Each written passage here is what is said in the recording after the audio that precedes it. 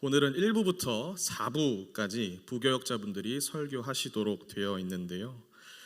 기억하실지 모르겠지만 전반기에 오늘과 같은 날이 한 번 있었습니다. 그때 담임 목사님께서 하반기 주일에 설교하지 않은 다른 부교역자분들에게도 시간을 마련하시겠다라고 말씀하셨습니다. 기억하십니까? 이런 말씀 4부 때는 안 하셨나요? 네, 그래요. 네, 그래서 오늘은 제가 찬양 인도가 아닌 설교를 하러 올라오게 되었습니다. 바라기는 앞에 서 있는 부족한 목회자를 바라보지 마시고 사람을 통해 일하시는 위대하신 하나님을 바라보실 수 있는 시간 될 수 있으시기를 주님의 이름으로 축복합니다. 네, 말씀을 전하기 앞서 간단한 제 소개를 드리고 시작하겠습니다. 저는 저희 교회에서 1교구와 고등부를 담당하고 있습니다. 아시는 것처럼 찬양 인도도 감당하고 있으며 한국 나이로 내년이면 40이라는 나이를 바라보게 된 새 아이를 양육하고 있는 아빠이며 올해로 6년 차가 된 목사입니다. 그렇게 안 보이죠? 네, 웃자고 하는 얘기 아니고요. 네, 그 앞서 말씀드린 것처럼 담임 목사님께서 주일에 설교할 수 있는 시간을 주시겠다라고 말씀하셨을 때에 제가 사부로 서게 될 줄은 몰랐습니다. 사부에는 청년 지체들이 줄을 이루고도 계시지만 청년 지체분들만 계시는 건 아니죠. 그래서 어떤 말씀을 전하면 좋겠습니까? 라고 기도하면서 준비하다가 말씀보다는 제가 목사가 된 후 첫 전임 사역지로 나갔을 때가 생각이 났습니다. 당시 저는 장년 성도분들이 약 200여 명 정도 출석하시는 교회에 청년부를 맡았었는데요. 그 교회 청년들의 평균 출석이 20명이 조금 안 됐었습니다. 대체적으로 20대 중반의 친구들이 줄을 이루고 있었는데 또 그 친구들이 찬양하는 것을 좋아하다 보니 모든 시스템이 다 갖춰져 있는 본당에서 예배를 드렸습니다. 지금 저희 교회 본당에 약 한 3분의 2 정도 크기 되는 넓은 공간에서 20명이 안 되는 인원들이 예배를 드렸었는데요. 예배를 드리는 것까진 좋았습니다. 그런데 찬양팀 지체들을 제외하면 이 청년들이 약속한 예배 시간에 맞춰서 잘 안 들어오더라고요. 그리고 예배 때 어찌나 왔다 갔다를 하는지 물어보니까 목이 말라서 나갔다 왔다, 화장실에 다녀왔다, 급한 전화가 들어왔다. 그런데 그런 모습을 제가 한두 번을 본 게 아니라 몇 달째 지속되다 보니까 제 안에서 화가 올라오는 것을 느낄 수가 있었습니다. 그리고 저는 제 안에 올라온 화를 말씀으로 담아내기 시작했습니다. 계획한 일이었을까요? 저는 부임한 지 얼마 안 된 목사였고 아직 청년들과의 관계가 형성되지 않아 있으니 직설적으로는 말하고 싶은데 행여나 상처받을까 봐 말을 할 수는 없고 저도 모르게 제 안에 올라오는 분노를 설교에 녹여내고 있었던 겁니다. 그래서 언젠가 한 청년이 다른 청년에게 이렇게 얘기했다고 하더라고요. 설교를 들을 때면 되게 혼나는 것 같아 라고 말했다고 하더라고요. 그 말을 들은 제 마음이 어땠을까요? 혼내려고 했던 건 아니었지만 혼났다고 느꼈으면 깨달아야 하는 거 아닌가? 라고 생각을 했었습니다. 시간은 계속해서 지나갔고 청년들은 크게 변화하지 않는 모습으로 예배의 자리를 지켰습니다. 그러다 보니 제 안에는 답을 알 수 없는 질문이 생겨났습니다. 왜 청년들이 안 변하는 걸까? 내가 뭘 놓치고 있는 거지? 여러분, 제가 뭘 놓쳤던 걸까요? 자, 우리나라 말에는 사람은 절대 변하지 않는다라는 통념이 있죠. 동의하십니까? 저는 이 말에 동의하지 않습니다. 왜냐하면 제가 주 앞에서 변화했기 때문입니다. 여기 앉아 계시는 분들도 보이지 않고 만져지지 않는 주님이 믿어지시기에 이 자리로 오신 거 아닙니까? 그러므로 우리 모두는 주 앞에서 변화된 것 아닌가요? 그렇게 여전히 우리는 맡겨진 삶의 자리에서 치열한 영적인 전쟁을 감당하고 있죠. 또한 우리는 그 싸움에서 이기기를 갈망하지 않습니까? 자, 이것이 무엇일까요? 성화되어 가고 있다. 우리는 거룩하게 지어져 가고 있다라는 말 아니겠습니까? 그리고 성령께서도 각자의 삶의 자리에서 우리가 더욱 하나님 편에 서는 선택을 하기를 원하심으로 우리를 도우십니다. 자, 그럼 과거에 저는 무엇을 놓쳤던 것일까요? 자, 앞에서 저의 나이를 밝혔던 것처럼 저는 학교에서 체벌이 있던 시대를 살았습니다. 그리고 그 체벌은 집에서도 있었습니다. 아주 엄하게 말이죠. 학교 들어가기 전에는 어머니께 맞고 학교로 들어가서는 아버지께 맞았습니다. 크고 나서 아버지께 물어봤던 적이 있었습니다. 왜 그렇게 저를 때리셨어요? 참고로 아버지는 목사님이십니다. 자, 뭐라고 대답을 해주셨냐면 저를 잘 키우고 싶으셨다라고 대답하시더라고요. 자, 그 말씀을 듣고 과거의 일들이 막 주마등처럼 지나갔습니다. 그런데 아버지의 말씀이 모두가 다 동의되진 않았어요. 굳이 제가 이 말씀을 왜 드리냐면 청년들이 변화하지 않는 것을 두고 하나님께 적지 않은 시간을 기도했었습니다. 그런데 하나님께서 저에게 이런 마음을 주시더라고요. 너가 너의 부모의 체벌로 변화됐었냐? 라고 저에게 물어보시더라고요. 전혀 생각지도 못한 곳에서 하나님이 제 뒤통수를 빡 하고 때리시는데 너무나 뼈 아팠었습니다. 자, 말씀드렸던 제 과거는요, 저에게는 되게 힘든 기억입니다. 그리고 나는 절대 똑같은 일을 반복하지 않으리라고 다짐하고 또 다짐했었던 일이었어요. 그런데 그 일은 제가 너무나도 사랑하는 청년들에게 자행되고 있더라고요. 이것을 깨달은 후 바로 돌아오는 주일에 말씀을 전하면서 청년들에게 용서를 구했었습니다. 그때 당시 청년들에게 이렇게 말했던 것 같아요. 나를 변화시켰던 것은 하나님의 은혜였는데 목사라는 사람이 하나님의 은혜의 통로가 되기보다는 여러분들을 혼내기만 해서 너무 미안했다라고 용서를 구했었습니다. 자, 어떻습니까, 여러분들? 저는 여러분들이 어떻게 해서 예수님을 만났고 오늘 이 자리까지 어떻게 해서 오시게 됐는지 모릅니다. 그러나 분명한 사실은 하나님이 마련하신 여러 통로들을 통해 여러분들 각자에게는 하나님의 은혜가 와닿았고 그 은혜로 변화받아 하나님의 은혜를 사모함으로 오늘 이 자리까지 나왔다라는 겁니다. 동의하십니까? 자, 사랑하는 여러분들, 오늘도 주께서는 여러분들에게 은혜를 허락하시기 위해 이 시간 이 자리로 부르신 줄 믿습니다.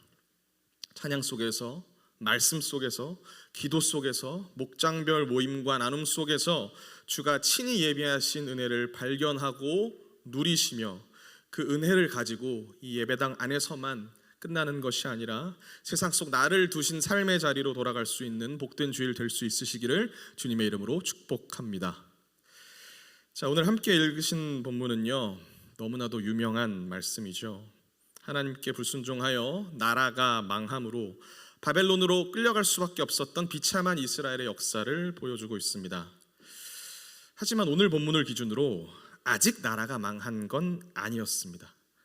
자, 이보다 조금만 더 시대를 거슬러 올라가 보자면 당시 고대 근동 지역의 패권은 아스리아가 가지고 있었습니다. 그리고 그 주변에는 이집트, 바벨론, 메데, 바사는 페르시아입니다. 블레셋 등이 있었죠. 자, 당시 북이스라엘과 남유다는 그들과 비교한다면 힘이 없는 아주 작은 나라에 불과했었습니다. 그래서 아수르에게 조공을 바쳤는데요. 하지만 북이스라엘은 아수르의 그늘에서 벗어나고 싶어 했습니다. 그래서 하나님이 아닌 이집트를 의지했죠. 그러나 아수르에 멸망해버리고 맙니다. 호세아서에 잘 기록되어 있죠. 하지만 남유다는 달랐습니다. 외교와 군사적으로 여전히 아수르의 속국과 같은 상태를 유지했지만 하나님을 붙잡았고 그들에게 잡아먹히진 않았었는데요. 그러나 얼마 지나지 않아 바벨론과 메데라는 나라가 연합해서 아수르를 쳤고 아수르는 지도에서 점차 사라지게 되는 광경을 보게 됩니다. 자, 그럼 이제 고대 근동 지방의 어떤 상태가 도래한 것입니까? 패권 국가가 사라져버린 시대가 도래한 겁니다. 자, 바로 이때 과거로부터 적지 않은 힘을 행사했던 이집트가 남쪽에서부터 바벨론을 치러 올라오게 됩니다. 아마도 근동지방의 패권을 다시 가져오고 싶었던 것 같습니다. 자, 그런데 남유다의 종교 개혁을 이끌었던 요시야라는 왕이 북진하여서 올라오는 이집트와 전투를 벌인 겁니다. 그리고 요시야는 그 전쟁에서 전사해버리고 맙니다. 분명 남유다는요, 이집트와 견줄 만한 세력은 아니었습니다. 그런데 당시 요시야는 판단하기를 떠오르는 바벨론이 아수르와 이집트를 힘으로 눌러주는 것이 남유다에게는 유리하다라는 판단을 했던 것으로 보여집니다. 왜냐하면 북이스라엘과 남유다는 아수르의 오랜 압제를 받았기 때문이죠. 자, 그런데 이집트가 아수르를 도와서 바벨론을 몰아내면 다시 옛날로 돌아갈 공산이 크지 않을까라는 생각을 했던 것 같습니다. 하지만 남유다는 이집트의 북진을 막지 못했습니다. 그리고 말씀드렸다시피 이 전투에서 요시야는 전사하게 되며 남유다의 주권은 이집트에게로 넘어가게 되죠. 하루아침에 왕이 사라져버린 남유다 사람들은 이제 나라의 안정을 찾기 위해서 요시야의 아들 여호와하스라는 왕을 옹립하게 됩니다. 하지만 주권이 이집트에게 있는데 이집트가 이것을 달갑게 바라봤겠습니까? 이집트의 파라오 느고라는 사람은요, 여호와하스가 즉위한 지 3개월 만에 폐위시키고 이집트로 끌고 갑니다. 그리고 오늘 보시는 본문에 1절에 등장하는 여호야김을 왕으로 세우게 되죠. 이 사람도 요시야의 아들이었습니다. 자, 그 후 이집트는 다시 북진합니다. 그리고 바벨론과 갈그미스라는 곳에서 결전을 치르게 되는데요. 누가 이겼을까요? 바벨론이 이기게 됩니다. 그러므로 이제는 바벨론이 고대 근동 지방의 패권을 잡게 된 겁니다. 자, 다시 남유다의 상황으로 돌아가 보겠습니다. 고대 근동의 패권은 바벨론이 가져오게 되었습니다. 그런데 남유다의 왕 여호야김은 누가 세운 겁니까? 이집트의 왕이 세운 겁니다. 자, 이 소식을 들은 여호야김의 마음이 어땠을까요? 불안하고 떨리지 않았겠습니까? 이집트와 바벨론이 싸운다라고 했을 때에 이집트가 이기기를 바라지 않았을까요? 그러나 여호야김의 마음과는 다르게 바벨론이 승리했고 느부갓네살은 남유다를 굴복시키기 위해서 내려옵니다. 당연히 내려오니 여호야김은 힘이 없으니 황복을 했죠. 그리고 3년 동안 바벨론에 잘 복종을 했습니다. 그러나 성경은 기록하기를 그 이후 여호야김이 바벨론에게 배반했다라고 기록합니다. 힘도 없는 나라가 왜 바벨론에게 배반했을까요? 성경은 이에 대해서 직접적으로 설명하고 있지는 않지만 역사적으로 추정해 보자면 바벨론에게 밟힌 후 꿈틀했던 이집트를 다시금 밟아주기 위해서 바벨론이 출정하게 됩니다. 그런데 이 전투에서 바벨론이 큰 피해를 입고 철수하는 일이 발생해요. 자, 이 소식을 들은 이집트가 세운 여호야김이 바벨론의 그늘에서 벗어나고자 바벨론을 배신했다라는 것이 일반적인 역사 해석입니다. 자, 하나님께서는요, 그러나 예레미야를 통해 분명하게 말씀하셨습니다. 바벨론에게 항복해라. 저 예레미야 25장 9절을 앞을 보시면서 함께 읽어보시겠습니다. 읽습니다. 보라, 내가 북쪽 모든 종족과 내 종 바벨론의 왕 느부갓네살을 불러다가 이 땅과 그 주민과 사방 모든 나라를 쳐서 진멸하여 그들을 놀램과 비웃음거리가 되게 하며 땅으로 영원한 폐허가 되게 할 것이라. 여호와의 말씀이니라. 자, 하나님께서 느부갓네살을 뭐라고 표현하십니까? 자신의 종이라고 표현하십니다. 무슨 말이겠습니까? 남유다가 하나님 앞에서 정신 차리기 위한 심판의 회초리로 느부갓네살을 들어 쓰셨다라는 말입니다. 자, 이런 말을 들으면 좀 정신을 차렸어야 했는데 여호야김은 자신의 생각과 다른 하나님의 말씀이 마음에 안 들었는지 성경은 여호야김 왕이 하나님의 말씀을 읽을 때마다 두루마리를 칼로 잘라버리며 그 말씀을 화로에 던져버렸다라고 기록하고 있습니다. 심지어 그와 신하들은 하나님의 말씀을 들으면서도 하나님을 전혀 두려워하지 않았다고 성경은 말씀하고 계세요. 또한 예레미야는 기록하기를 여호야김이 불의했다라고 합니다. 구체적으로는 백성들을 억압하며 민생을 돌보지 않고 정의와 공의를 행하지 않았다고 성경은 기록하고 있다는 겁니다. 자, 그러므로 어떤 일이 일어났을까요? 하나님께서 바벨론을 포함한 주변 나라들을 들어서 남유다를 치십니다.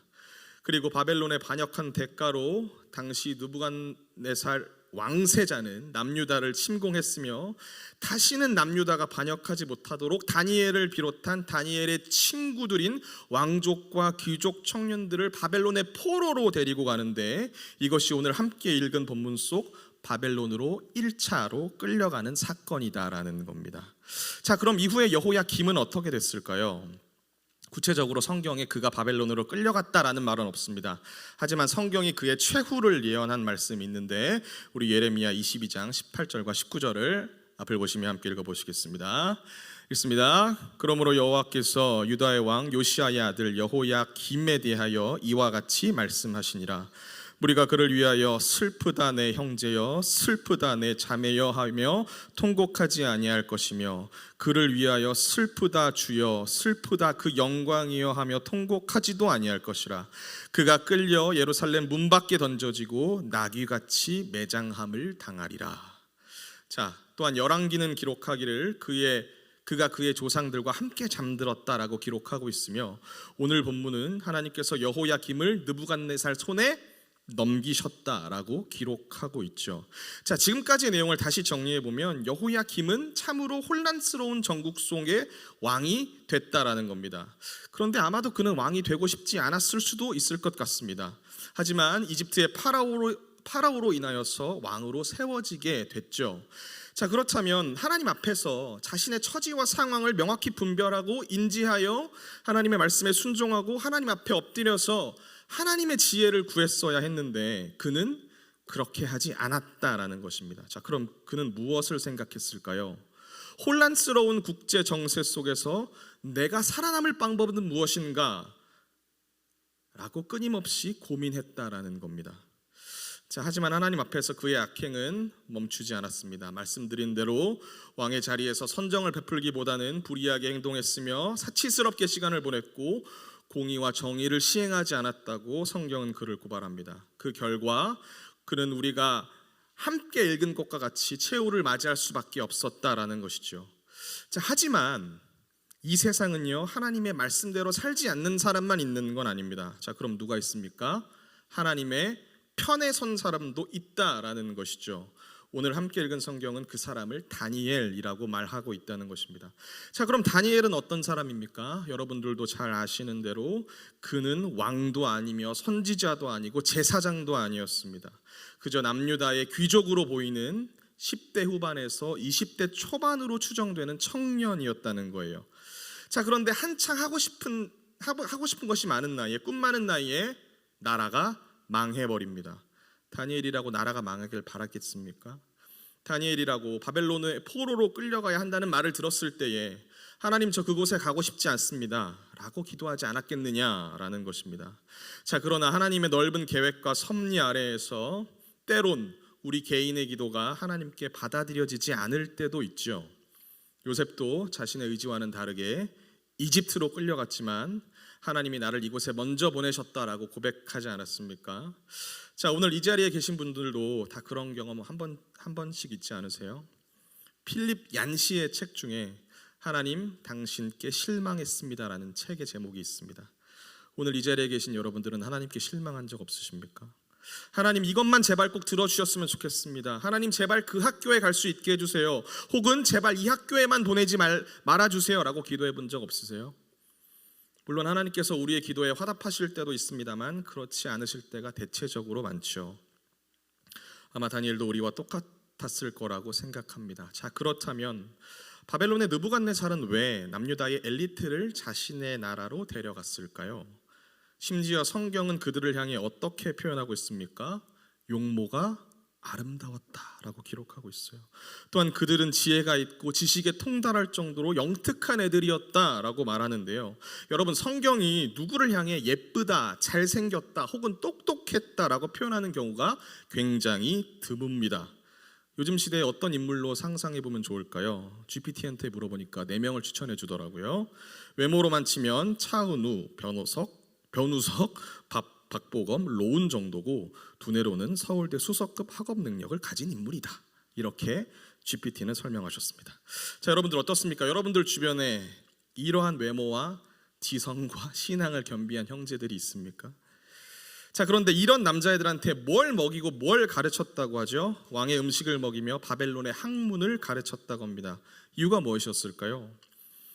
우리가 지배하고 있는 나라의 엘리트의 정체성을 바꿔내므로 남유다를 간접 통치하려는 목적이 있었다라는 겁니다. 그래서 다니엘과 다니엘의 친구들의 이름을 바꾸고 사고를 바꾸고 문화를 바꾸며 신앙을 바꾸려 했다라는 것이죠. 자, 그러나 다니엘은요, 이 사실을 정확하게 간파했습니다. 무엇으로 알 수 있습니까? 성경은 다니엘이 뜻을 정했다라고 하죠. 자, 그럼 그가 정한 뜻은 무엇이었을까요? 내 비록 타국에 끌려왔지만 난 이스라엘 사람이며 하나님의 자녀다라는 정체성을 잃지 않겠다라는 뜻을 정했다는 겁니다. 다시 말해서 나는 이들에게 길들여지지 않겠노라 라고 결단했다라는 것이죠. 더 나아가 왕의 음식을 먹는다라는 것은 왕의 은혜로 살아간다는 말입니다. 그러나 그는 그 음식을 거부하며 나는 하나님의 은혜로 살아가는 사람이다라는 고백을 자신의 삶으로 드러냈다는 것인데요. 자, 다니엘이 뜻을 정했다라는 말은 히브리어로 직역하면 마음 위에 올려놨다라는 말입니다. 무엇을 올려놨을까요? 자신의 삶의 기준인 하나님의 기준을 마음 위에, 생각 위에, 의지 위에, 판단과 결단 위에 올려놨다라는 말입니다. 다시 말해서 선택의 기로에서 즉흥적으로 생각하고 결정하는 것이 아니라 혹은 찾아올 유혹에 대비하여 이미 결정해 놓고 나는 하나님 앞에서 이렇게 살 것이다 라는 결단을 했다라는 겁니다. 자, 처음 말씀드렸다시피 저는요 고등부를 맡고 있습니다. 그래서 아이들과 진로에 대해서 얘기를 나누다 보면 그중에 공부를 조금 한다는 친구들은 반도체 계약학과를 가고 싶다는 말들을 하더라고요. 요즘 이 학과가 되게 핫하죠. 왜 그렇습니까? 삼전 닉스라고 말하는 회사가 호황을 누리기 때문 아니겠습니까? 또 장차 AI와 로봇 시대가 도래할 것을 생각하면 의대나 법대를 가는 것보다 낫다라고 평가받고 있다라는 겁니다. 그래서 저는 이 말을 교사 선생님들께 나눴습니다. 그런데 선생님 중에 한 분 중에 대학교에서 학생을 지도하시는 집사님께서 이렇게 말씀을 하시더라고요. 4년 전에는 배터리였는데 지금에야 반도체를 비롯해서 주식시장이 너무나도 호황이지만 앞으로 어떤 시대가 도래할지 아무도 모른다라는 말 아니겠습니까? 자, 우리 사부로 모이신 성도 여러분들, 이렇게 급변하는 시대 상황 속에서 우리는 우리가 만날 상황과 환경 가운데 어떠한 판단과 어떠한 선택을 해야 하겠습니까? 어떤 선택을 해야 내 미래와 앞길이 잘 펼쳐질 수 있을까요? 어떠한 길이 내 미래를 보장하는 길이 되겠습니까? 어떠한 선택이 나를 지켜줄 수 있을까요? 여러분, 우리가 나눴던 여호야김이라는 왕은요 하나님을 너무나도 사랑했던 요시야의 아들이었습니다. 그러므로 그는 그의 아버지가 하나님 앞에서 어떻게 살았는지를 분명히 보고 자랐을 겁니다. 하지만 그는 급변하는 주변 나라의 정세 속에서 불안해했고 두려워했습니다. 그래서 자신의 삶의 결단을 하나님께 물어보고 여쭤보며 하나님이 주시는 말씀과 마음을 따라가기보다는 근시안적으로만 보고 판단하여 자신의 삶에 안정감을 줄 선택을 했다라는 겁니다. 또한 그는 하나님의 말씀을 멸시했죠. 그는 하나님의 말씀을 아주 우습게 생각했으며 자신의 미래와 자신의 기대에 전혀 도움을 주지 못한다라는 것으로 하나님의 말씀을 취급했습니다. 그러므로 그의 삶에 어떠한 결과가 찾아왔습니까? 하나님의 진노가 그에게 임했다라는 겁니다. 자, 하지만 다니엘은 어떻습니까? 언제 어떻게 죽어도 이상하지 않은 타국에 끌려가서 하나님과 사람들 앞에서 뜻을 세우고 감히 포로 주제에 그 뜻을 자신의 삶의 행동으로 옮기며 살아갔다라는 것입니다. 자, 우리가 함께 읽은 마지막 절은 하나님께서 다니엘을 감독하는 환관장으로부터 은혜를 얻게 하셨다라고 기록하고 있죠. 어디 이것뿐이겠습니까? 이어지는 뒷장들의 기록은 다니엘의 믿음의 행보를 성경은 계속해서 보여주고 있다는 겁니다. 자, 오늘 이 자리에 모이신 우리 사랑하는 성도 여러분들, 우리 모두는요 눈에 보이지 않는 삼위 하나님께서 다니엘과 함께 하셨던 그 하나님께서 이 시간 이 자리뿐만 아니라 여러분들이 치열하게 살아내는 삶의 자리에도 함께 하시다는 것을 믿음으로 살아갑니다. 아멘이십니까? 자, 그러나 세상 사람들 사이에 부대껴 살아가다 보면 내 눈에 보이는 것에, 내 귀에 들리는 것에 우리들의 마음이 뺏기기 마련이죠. 심지어 그 속에서 때로는 현타를 경험할 때도 있으며 초라해질 때도 있을 겁니다. 그러다 보면 하나님의 자녀로 산다는 것이 도대체 무언가라는 생각이 들 때도 혹시 있진 않았습니까? 하나님의 말씀의 가치가 내 안에서 힘을 잃고 어느새 하나님을 모르는 사람들과 뒤엉켜 그들과 다르지 않는 모습으로 동화되어 한 주를 살다가 이 시간 이 자리로 와서 힘없이 앉아 있게 되는 날이 있지는 않았느냐라는 겁니다. 도대체 나에게 하나님의 말씀이란 무엇이며 예배와 기도란 무엇이고 목장 모임이란 무엇인가 라는 회의도 들진 않았었나요? 자, 그러나 분명한 사실은 오늘 나를 이 시간 이 자리까지 오게 한 것은 하나님의 은혜다라는 겁니다. 자, 사랑하는 여러분들, 우리는 연약하고 악해서 언제 어떠한 길로 갈지 모릅니다. 그리고 우리 안에서 육신이 힘을 얻으면 우리를 다스리시는 성령의 힘이 약해집니다. 그렇기에 이 세상에서 내 눈에 보이는 것들과 들리는 많은 소리들 앞에서 우리는 분별해야 할 줄 믿습니다. 오늘 이 자리로 모인 우리 사랑하는 성도 여러분들, 우리가 하나님의 은혜를 깨달았고 여기까지 온 것이 하나님의 은혜다라고 고백하며 하나님의 편에 서기로 작정했다면 오늘을 살아낼 힘을 하나님께 구하십시다.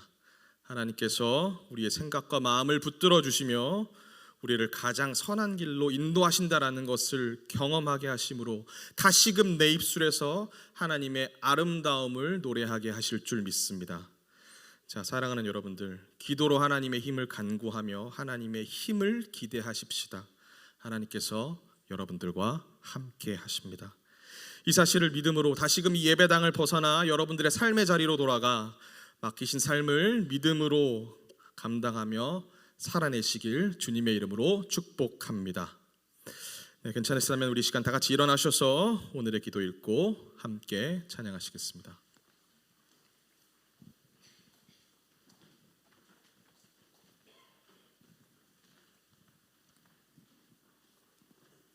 자, 함께 읽습니다. 삶에서 부족한 것에 마음을 뺏기지 않게 하시고 오직 주님 안에서 참된 행복을 누리기를 원합니다. 삶의 광풍 속에서도 세상의 소리보다 주님의 말씀에 귀를 기울이며 세상의 방식에 길들여지지 않도록 주님의 은혜로 저를 지켜주소서. 예수님의 이름으로 기도합니다. 아멘.